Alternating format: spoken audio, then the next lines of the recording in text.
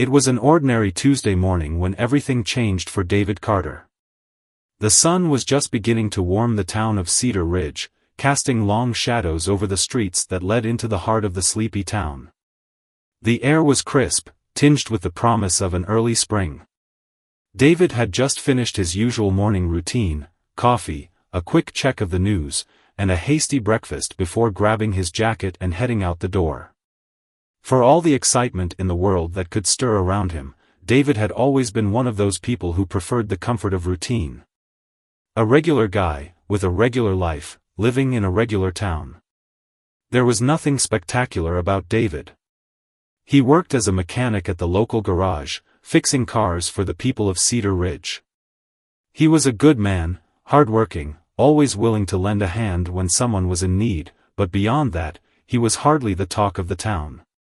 People knew him as the guy who could fix anything with an engine, but few had any real reason to look deeper. He had no great ambitions or dreams of grandeur. His life was simple: work, a small apartment on the outskirts of town, and weekends spent with his dog, a loyal golden retriever named Max. They'd often take long walks in the park or just spend hours watching TV, content in each other's company. His friends were few, but those he had were loyal, and he appreciated that. Cedar Ridge wasn't a place for excitement. It was the kind of town where people nodded as they passed on the street, smiled at one another, and carried on with their lives without much fanfare. That's the way David liked it. He wasn't one for attention. That morning, however, there was a quiet tension in the air that David couldn't quite place. He arrived at the garage a little earlier than usual, surprised to find the place already bustling.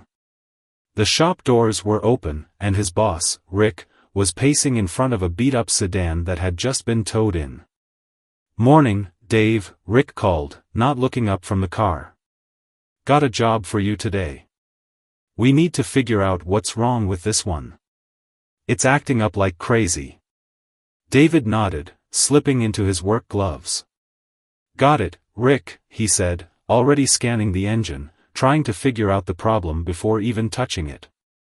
It wasn't long before the familiar hum of the engine was replaced by the smell of grease, the sound of tools clinking against metal, and the steady rhythm of David's work. The hours passed in a blur. The garage was busy, as always, with a stream of customers and cars coming in and out. It was like any other day. But David couldn't shake the feeling that something wasn't quite right. There was an undercurrent of energy in the air, something that buzzed just beneath the surface, just out of reach. Maybe it was just the weight of the unspoken in Cedar Ridge that had him on edge. People always said small towns were the best places to hide secrets, but in reality, they also had a way of making you feel like everyone knew your business. Around midday, a familiar face appeared at the garage, a customer, someone David had seen countless times before. It was Greg Dawson, a well-known businessman in town, someone who had more money than anyone could ever need, but still carried himself like he was just another guy. He was one of those people who always seemed to be in a hurry, walking with purpose, his expensive shoes clicking against the pavement like a countdown to something. Today, however, he wasn't alone. David looked up from his workbench as Greg entered, flanked by two strangers. The two men stood a few steps behind Greg, their postures rigid, their eyes scanning the room with a level of intensity that made David pause. They were tall, broad-shouldered, wearing dark suits that seemed a little too formal for the time of day or the setting. David had never seen them before, but something about their demeanor made him feel uneasy. He wiped his hands on a rag, standing up straight as Greg approached the counter. "David," Greg greeted him with a tight smile. "I need a favor." David nodded, though he was curious. Greg was a regular customer, but this felt different. "Sure thing, Greg. What's up?" Greg motioned to the two men behind him. "These are my associates, and they need a bit of assistance. We've got a situation that requires someone with your particular skill set." David raised an eyebrow. "What kind of situation?" Greg hesitated for a moment, glancing at the two men who seemed to be taking in every word he said. Finally, he met David's eyes. "I need you to fix something for me. But this isn't your typical repair job. It's more of a delicate matter." David wasn't sure where this was going, but he sensed something wasn't right. He glanced at the men in suits, "Trust me, David, this is right up your alley," Greg interrupted, his voice tight. "We need your help with something that requires discretion." David felt a knot tighten in his stomach. Something about Greg's insistence made him uncomfortable. He had always prided himself on staying out of trouble, on keeping his head down and his life simple. But now, for some reason, he felt an undeniable pull to follow Greg's request. Maybe it was the allure of something new, or maybe it was the way the two men behind Greg were sizing him up like he was already a part of whatever was going on. Either way, David couldn't help but feel that he was about to take a step into a world he knew nothing about. "All right," David said, hesitantly. "I'll hear you out. What's the job?" Greg gave him a quick smile, almost relieved. "We've got someone, that needs fixing. But you're going to need to come with us." David hesitated. Something about it didn't sit right, but Greg had always been a good customer, and there was a part of him that felt this was just another errand, nothing to worry about. But as he turned to grab his jacket, the feeling of unease that had been gnawing at him grew stronger. He didn't know it then, but this simple decision, this small act of trust, was about to unravel everything he thought he knew about his life. The ride to the destination was quiet, the tension thick in the air. David sat in the back of a black SUV, the two men in suits on either side of him, their eyes occasionally flicking toward him, always guarded. The drive took them out of town, deeper into the woods, to an isolated cabin that David had never seen before. When they arrived, the men led him inside, and that's when everything changed. There, in the dim light of the cabin, was a man chained to a chair, dirty, disheveled, and barely conscious. David's stomach churned, his pulse quickened. This wasn't just a repair job. He had just walked into a nightmare. And what happened next would shatter everything he thought he knew about himself, his life, and the quiet town of Cedar Ridge. As the man in the chair looked up, his eyes meeting David's, something in his gaze flickered, a recognition. And in that moment, David realized, this was no ordinary man in need of help. This man was someone David knew all too well, someone from his past. A past he thought he'd left behind forever. But now, there was no turning back. David's ordinary life was gone, and the identity he had carefully concealed for years was about to be exposed in ways he never imagined. David's mind was racing as he stared at the man shackled to the chair in front of him. For a moment, he could hardly breathe, as if the weight of the moment had crushed the air out of his lungs. His eyes scanned the room quickly, taking in the dark, dimly lit cabin. The low hum of a single overhead light flickered overhead, casting shadows that seemed to stretch across the walls. The two men in suits stood behind him, their presence cold and imposing, but it was the man in the chair, slumped, dirty, and covered in sweat, who commanded all of David's attention. And then it hit him. The man in the chair wasn't just any stranger. He knew this man. The name, the face, it all clicked into place. It was Ethan Malone, a name from David's past that had been buried deep in the recesses of his mind. Ethan had been someone David hadn't thought about in years, not since the events that had separated them all those years ago. The memories flooded back with shocking intensity, the reckless days of youth, the things they'd done together, the mistakes they had made. David had moved on from that life, buried it far away, but there was no mistaking it now. Ethan had been one of the closest people David had ever known, a man who had been involved in things far darker than anything David had ever wanted to be a part of. David's breath hitched as he took a slow step forward. Ethan's eyes, bloodshot and full of confusion, locked onto his with an intensity that made David pause. For a split second, Ethan's expression softened, as if there was some recognition there too. But it quickly faded into something darker, more desperate. David? Ethan's voice was hoarse, barely more than a rasp, but David could hear the surprise in it. What are you doing here? David stood frozen, his heart pounding in his chest. He could barely comprehend what was happening. How had Ethan ended up here, in this cabin, shackled and looking like a shell of the man he once knew? And why were the two men in suits involved? Why was Greg Dawson, the businessman who always carried himself with an air of authority, now standing in the corner of the room, watching with a calculated look in his eyes? I don't understand, David stammered, stepping closer to Ethan. How is this even possible? You're not supposed to be here. I thought you were. David couldn't finish the sentence. He'd heard rumors, had been told by people who'd left the town years ago that Ethan had fallen off the map, disappeared into something much darker than anyone could have imagined. But this? This was too much. It didn't make sense. The man in the chair strained against his shackles, trying to lift his head higher, his hands trembling from the effort. David, you need to listen to me, Ethan pleaded. They'll kill me if you don't help. You have to get me out of here. David's mind was spinning. He didn't know what to do, or even what to think. This wasn't supposed to happen. It couldn't be happening. He was just a mechanic, a simple man living a quiet life.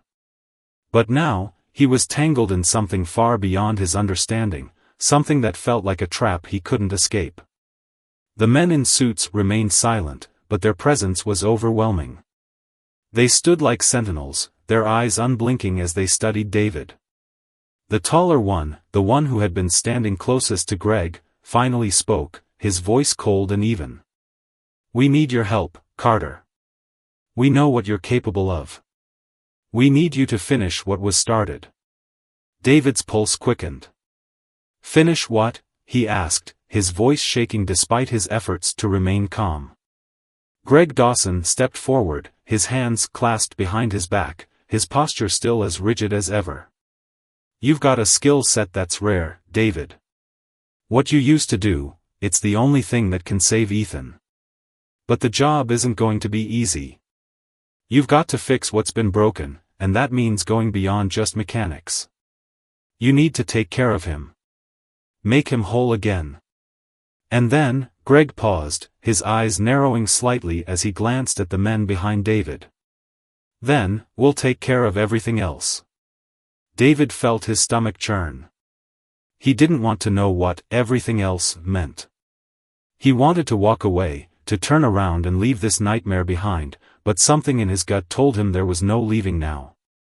He had been dragged into something much bigger than himself, and walking away was no longer an option. Not after what he'd just seen. Ethan's eyes widened as if he could see the uncertainty in David's face. Please, man. You've got to help me. I know you're not like them, he whispered, his voice breaking. I know you're not one of them. The words cut through David like a knife. What did Ethan mean by one of them? What had happened to the person David once called a friend? What had he become? And what kind of power had Greg Dawson and these men in suits taken on? David turned to Greg, his voice low but steady. I don't know what this is. What are you asking me to do? This isn't my world, Greg.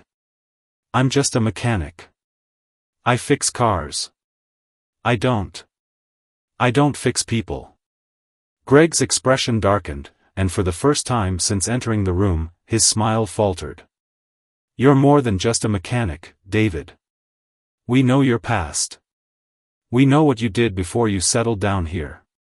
And we also know you're capable of doing what needs to be done. This is your chance to make things right. To undo the mistakes you've left behind.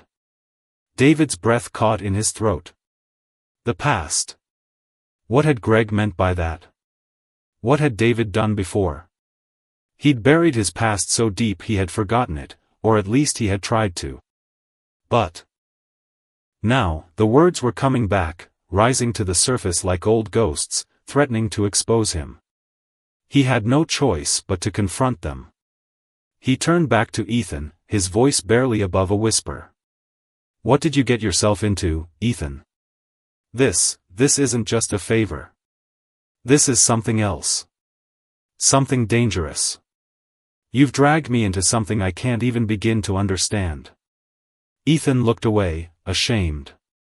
"I didn't ask for this, David. I didn't want any of this. But they came for me. And now they're coming for you too. You don't have a choice. You either help me, or they'll come for you next." David's heart raced. He felt the walls closing in on him. He had never wanted any of this. He had walked away from his past for a reason, and now, it was catching up with him. But what could he do? He had always prided himself on being a simple man, staying out of trouble. But this?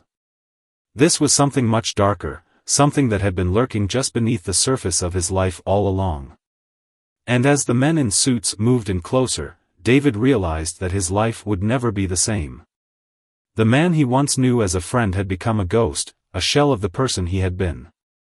And now, David was stuck in a game with rules he didn't understand, forced to make decisions that would change not just his life, but the entire town of Cedar Ridge. Whatever happened next, it was clear, David was in over his head. And the truth, whatever it was waiting just around the corner, ready to shatter everything he thought he knew. David's thoughts swirled in a chaotic frenzy as he tried to make sense of what was happening. The room felt smaller with each passing moment, the air thick with tension. Every part of him screamed to walk away, to retreat into the safety of his quiet life. But as he stared at Ethan, shackled and desperate, something deep inside him shifted. The past he had buried so carefully now clawed its way back to the surface, demanding his attention, reminding him of who he had once been. David didn't want to admit it, but the man in front of him, the man he once called a friend, had dragged him back into a world he had worked so hard to escape. Ethan's eyes were wild, pleading. His body trembled, not just from the shackles, but from fear. It was the kind of fear that had once been familiar to David, a fear that gnawed at your insides, making you second-guess every decision you'd ever made. The fear that came when you realized that everything you had worked for could be ripped away in an instant, leaving nothing but a pile of ruins. "David, please," Ethan gasped. "You have to understand. This isn't just about me. They're going to kill everyone I care about if you don't do this. It's bigger than you think." David's throat went dry. "Bigger than I think," he repeated, his voice strained. "What are you talking about, Ethan? Who are these people?" Ethan's eyes flickered to the men in suits, and then he looked back at David, his face pale and haunted. "I don't know their names. I don't know who they are, but they've got connections. Powerful ones. People in places you don't even want to imagine. They've been after me for years, and now they've found you. They're going to come after everyone you know. You don't have a choice." David took a step back, his head spinning. "You're telling me I'm involved in something that could destroy my life? My family? My friends? I don't even know what you're talking about. I've been trying to leave that life behind, Ethan. I didn't want any of this." The sound of a chair scraping against the floor interrupted the tense silence. Greg Dawson, who had been standing in the corner watching the exchange with growing impatience, finally spoke up. His voice was low, almost a whisper, but it carried the weight of authority. "You can't run away from your past, David. It's not something you can escape. These men," he gestured toward the suited figures behind David, "work for people who make sure the past is never truly left behind. You think you've been living quietly, but everything you've done has led to this moment. This incident, it's just the beginning." David's pulse quickened. The chill that ran down his spine had nothing to do with the temperature of the room. It was the realization that he had no idea what he was involved in. No idea who was really pulling the strings. All his life, he had believed that he could move on from his past. He thought that by keeping his head down, by fixing cars and living simply, he could escape the consequences of decisions made long ago. But now, those decisions were crashing back into his life like a freight train, and there was no avoiding the impact. "Why me, Greg?" David asked, his voice shaking with a mix of confusion and anger. "Why drag me into this? You've got to have someone else. Someone better. I'm just a mechanic. I don't know anything about your world." Greg chuckled, though it wasn't a pleasant sound. It was cold, calculated. "Don't sell yourself short, David. You've always been more than just a mechanic. You've got skills that are rare. The kind of skills that can fix things, repair things. And some things need to be fixed in ways that can't be done by just anyone. You've always had a knack for solving problems, even when those problems were the kind most people would run away from." David felt his stomach drop. He knew what Greg was talking about. He had been good at what he did, back when he had worked in places no one talked about, when he had been involved in jobs that required a different kind of skill set.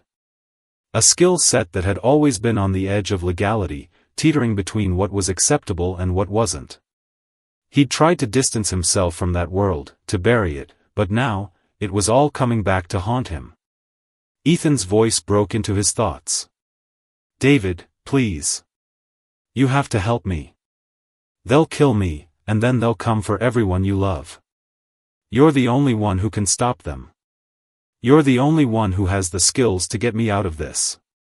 David's fists clenched, his mind torn between the past and the present, between what was right and what he knew he was capable of. He didn't want to get involved in this.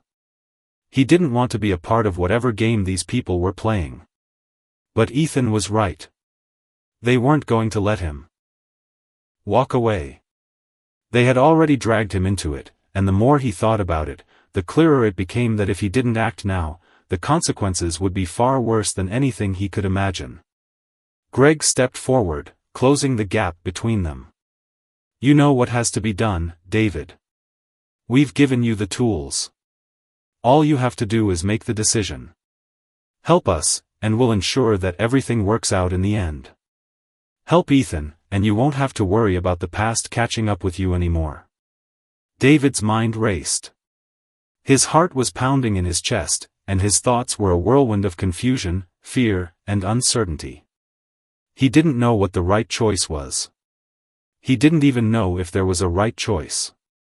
But one thing was clear, he couldn't leave Ethan to die. No matter what had happened in the past, no matter how far he had tried to run, Ethan had been his friend once. And now, that bond, no matter how frayed it had become, was pulling at him. With a deep breath, David stepped forward. "All right. I'll help. But I need to know everything. I need to understand what I'm getting into. No more secrets. No more lies. I want to know everything about this, and I want to know why you've come to me now. If I'm going to do this, I need the truth." Greg's expression softened for a moment, but only for a moment. He nodded slowly. "We'll tell you everything, David. But understand this, once you're in, there's no going back. You'll have to make choices, hard ones. Ones that could change everything." David swallowed hard. There was no turning back now. He had made his decision, and the weight of it settled on his shoulders like an anchor. Whatever happened next, he was no longer just a mechanic. He was part of something much bigger. And for the first time in years, David realized that the past he had tried so hard to forget had finally caught up with him.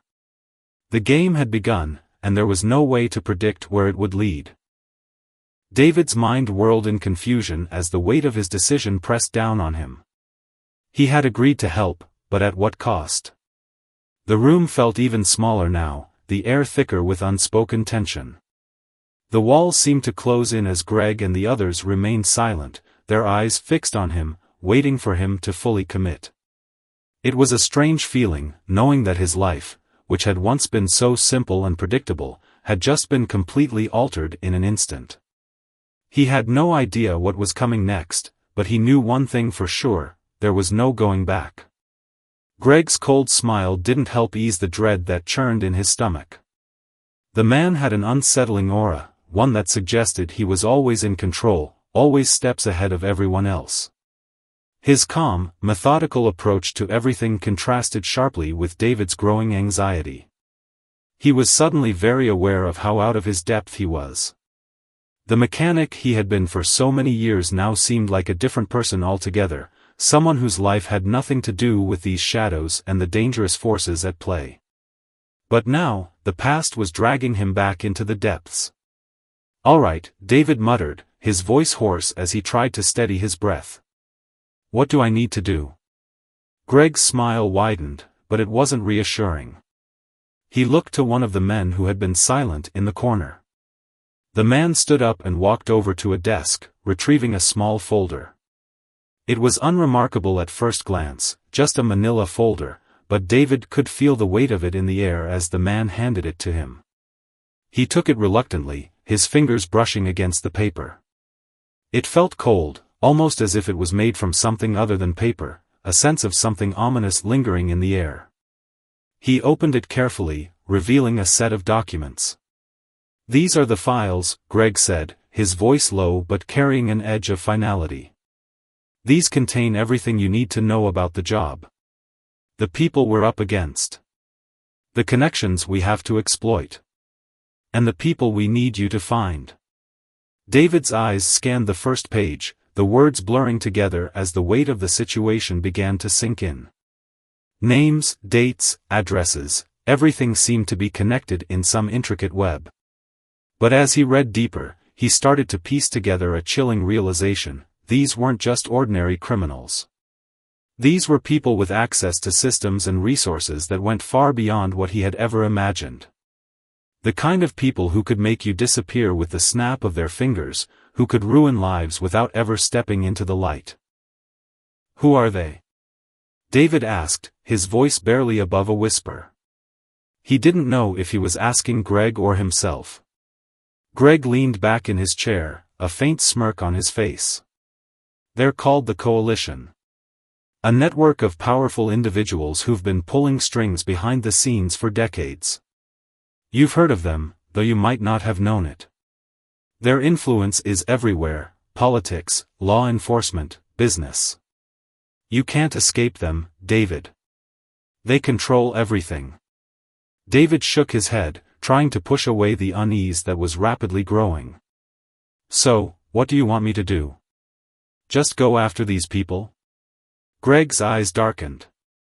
"Not just go after them. We need you to infiltrate them. Get close to their operations. We need you to expose them, David. If we do this right, we can destroy them from within." David's stomach twisted.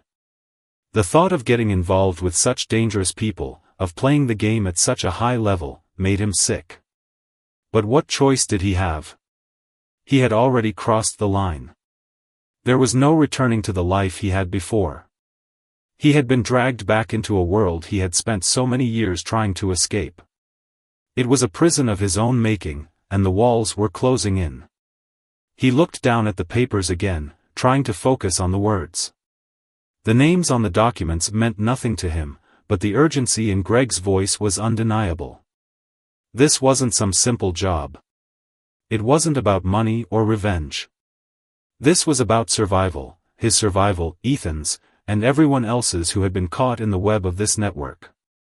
The weight of it all pressed down on him, but there was no turning back now. "I'll do it," he said, his voice stronger this time, though there was still a tremor of fear beneath the surface. "I'll get close to them.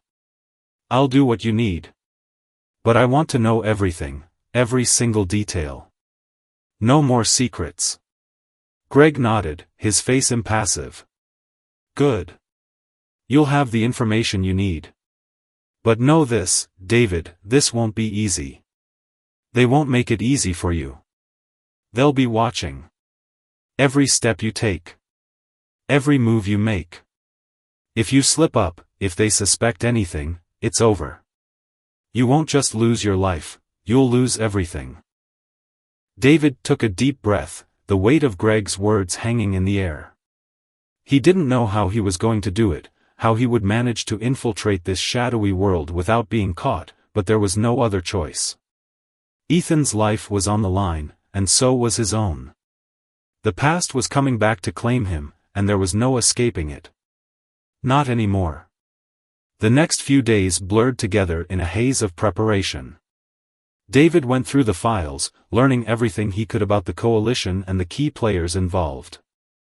Names, locations, contacts, it was like stepping into a different world, one filled with danger at every turn. He had to think like them, act like them, hide his true identity. It wasn't just about learning information, it was about becoming someone else entirely. The person who had once lived a quiet life, fixing cars and avoiding trouble, no longer existed. That man had to die. David had to become something else, a ghost in the system, someone who could slip through the cracks without being noticed. And so, the transformation began. He started taking on a new persona, a new identity. He had to think and act like the people he was going after, cold, calculating, and ruthless. It wasn't easy. The old David wanted to fight it, to resist. But he knew he had no choice. The world he had known was gone, and the one that awaited him was one he wasn't sure he could survive in. But he would have to try. As he prepared to move forward, David couldn't shake the feeling that he was being watched. He had always been careful, always kept his head down. But now, he felt eyes on him at every turn. Every conversation, every meeting, felt like a test. And he knew that if he failed, there would be no second chance. The stakes were higher than he could have ever imagined, and the consequences of failure were unimaginable. But with every step he took, David grew more certain of one thing: he had made a deal with the devil, and there was no turning back now. David had immersed himself fully into his new role, diving into the life of a man he wasn't, one of cold calculation and ruthless ambition. Every action, every word had to be measured and precise. The stakes were unimaginable, and the consequences of failure too terrifying to consider. Yet, even as he adapted to the persona he was now forced to adopt, a lingering doubt gnawed at him. He was no longer just infiltrating the coalition, the shadowy network that had wreaked havoc in countless lives, he was becoming part of it. With every step forward, his past, the man he had been, seemed to slip further away. Greg's demands were unrelenting. The files he had received from Greg had provided a roadmap, but it was a treacherous one.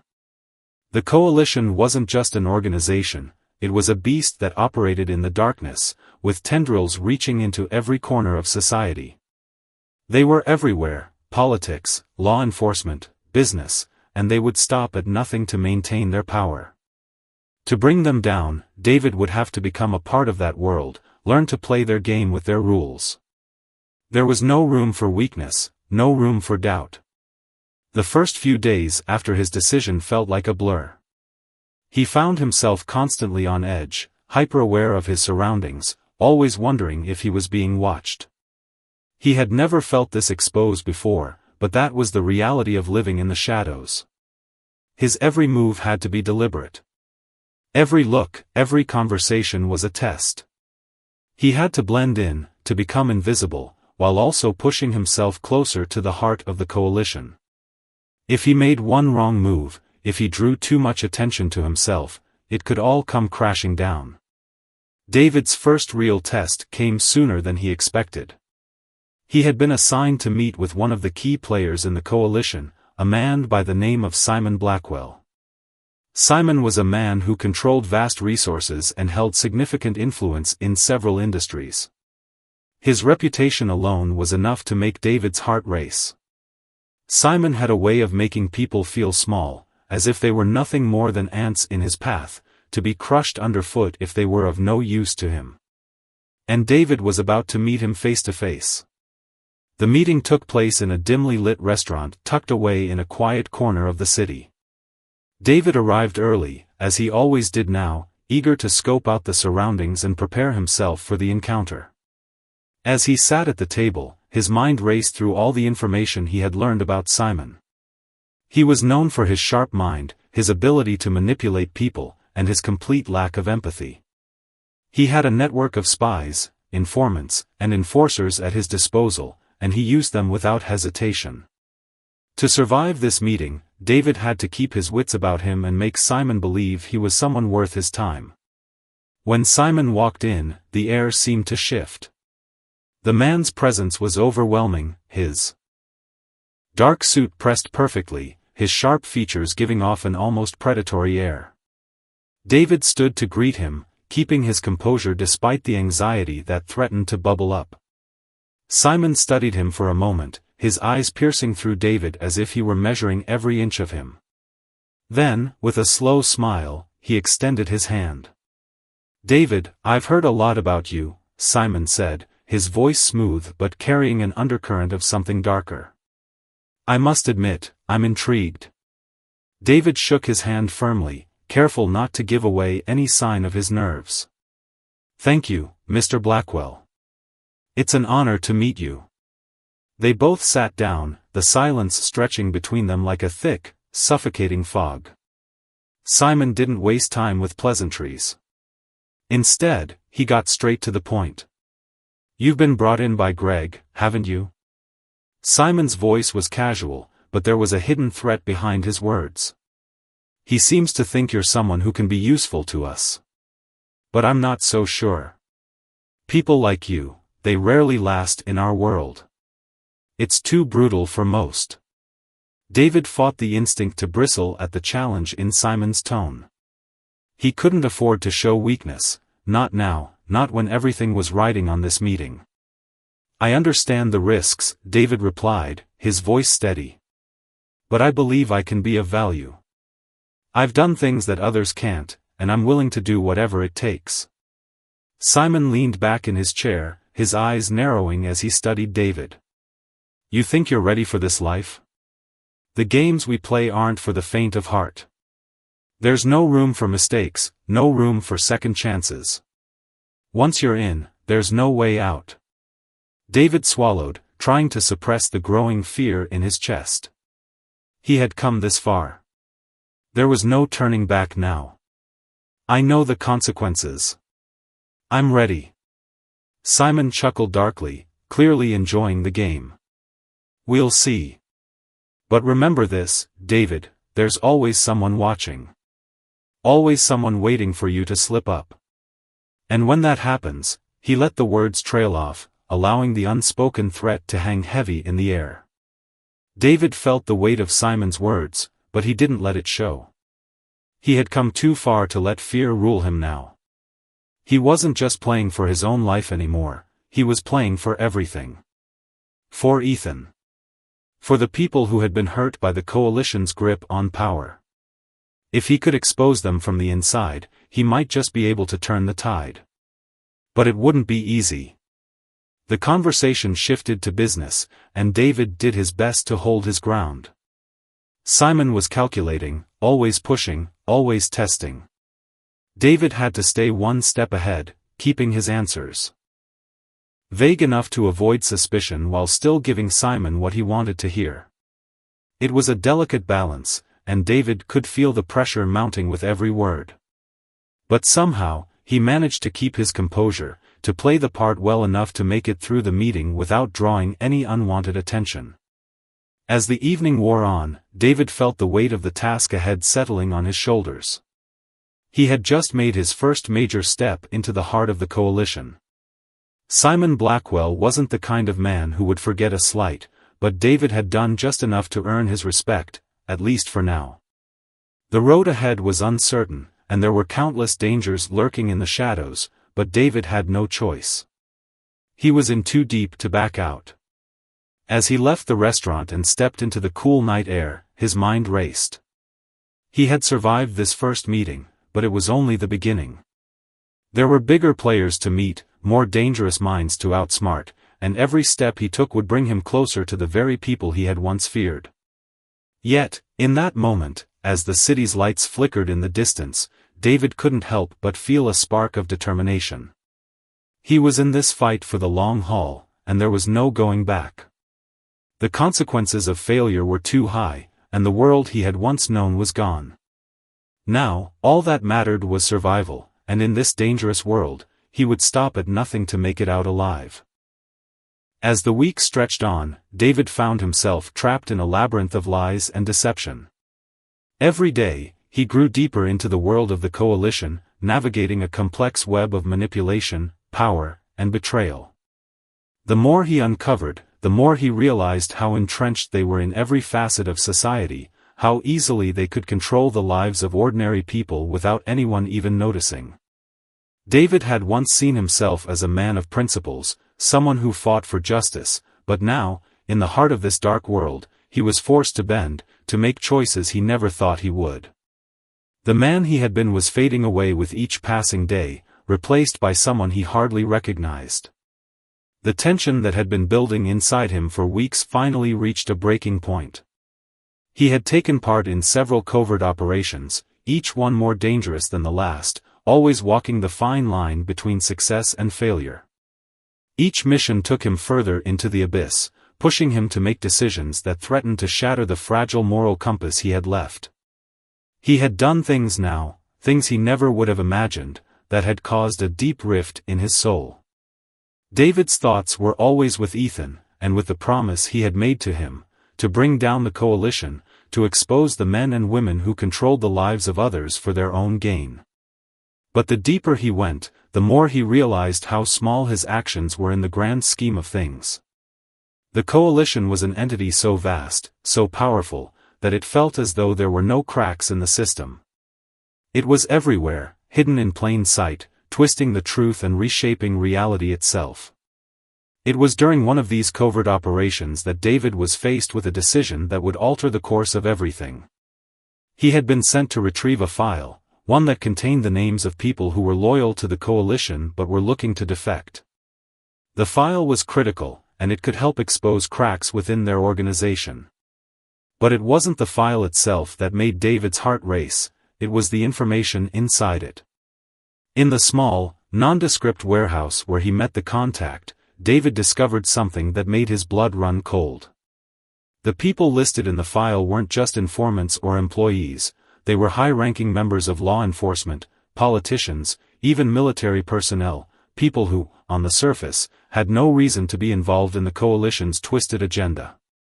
They were the ones who had been protecting the coalition's power, the ones who made sure it could operate without interference. David's mind raced. If the file got into the wrong hands, it could destroy everything. His cover, his mission, and even his life were now at risk. The stakes had never been higher. But as he left the warehouse, clutching the file in his hands, he couldn't shake the feeling that he had just stepped into something much bigger than he had ever imagined. The realization hit him like a freight train. The coalition wasn't just a criminal organization, it was a machine that operated at the highest levels of power. And in this game, there were no heroes, only survivors. He had no choice but to push forward, to keep moving deeper into this dark world. But as he made his way back to the safe house, something unexpected happened. His phone buzzed in his pocket, and when he answered, a voice on the other end sent a chill down his spine. It was Ethan. "David, you need to listen to me carefully," Ethan said, his voice low and urgent. "You're in danger. They know about you." David's heart skipped a beat. "What are you talking about?" "They've been tracking you. They know you're working with Greg," Ethan continued. "You've made a mistake, David. They're already planning their next move. You're in too deep. You need to get out. Now." David's mind raced. He had trusted Greg, but had he been wrong to do so? Was Greg using him as a pawn in a much larger game? The idea of fleeing, of abandoning everything he had worked for, felt wrong, like turning his back on the one thing that still kept him going, his promise to bring the coalition down. But Ethan was right about one thing: the deeper he went, the more he realized just how far the coalition's reach extended. They were everywhere, and if they were onto him, there was no place left to hide. "What do I do?" David asked, his voice barely above a whisper. You need to disappear, Ethan said. Don't trust anyone. Greg has been playing his own game, and I'm not sure whose side he's on. Get out, stay off the grid, and come to me when it's safe. I'll help you. David didn't hesitate. He hung up the phone and immediately started making plans. There was no time to waste. He had to get out of the city, disappear before they could catch up with him. His mind was a whirlpool of fear and confusion as he scrambled to pack his things, to cover his tracks. The world he had once known was no longer safe. Every step he took, every move he made, felt like it could be his last. For the next several hours, David moved like a shadow through the streets, taking every precaution to avoid being followed. He knew they would be watching, knew they would be hunting him. But he couldn't afford to let that stop him. He had come too far to turn back now. He would not let the coalition win. As he reached the outskirts of the city, David paused to catch his breath. The adrenaline was wearing off, leaving behind a crushing weight of exhaustion and doubt. He had no idea what his next move would be, or how he would survive in the world that was closing in on him. But one thing was certain, he couldn't go back. The life he had known, the man he had been, was gone. And in its place was a man on the run, fighting to survive and seeking justice in a world that had become unrecognizable. The days that followed were a blur of uncertainty. David moved from place to place, never staying in one spot for too long. He had learned enough to know that the coalition's reach was far greater than he had ever realized. They were everywhere, and they were closing in on him. The file, the information he had gathered, was crucial, but so was his own survival. He could not afford to make another mistake. As the tension mounted, David found himself constantly looking over his shoulder, wondering if today would be the day they finally caught up with him. And through it all, one question gnawed at him, consuming his every thought: was it worth it? Was the fight against the coalition worth the price he had to pay? He had made promises to those who had been hurt, to those who had lost everything because of the coalition's ruthless pursuit of power. But at what cost? The deeper David sank into this dangerous world, the more he realized that there would be no easy answers. The line between right and wrong had blurred beyond recognition. Every decision he made, every move he took, felt like it was leading him further into darkness. And yet, even as the world around him seemed to close in, David couldn't help but feel that there was still hope. Even in the face of insurmountable odds, there was a chance, just a small one, that he could bring down the coalition and expose their corruption. But as he continued to flee, as the pressure mounted and the walls closed in, one thing became clear: David's journey was far from over. His fight was just beginning, and the consequences of the choices he had made would echo far beyond the confines of the world he had once known.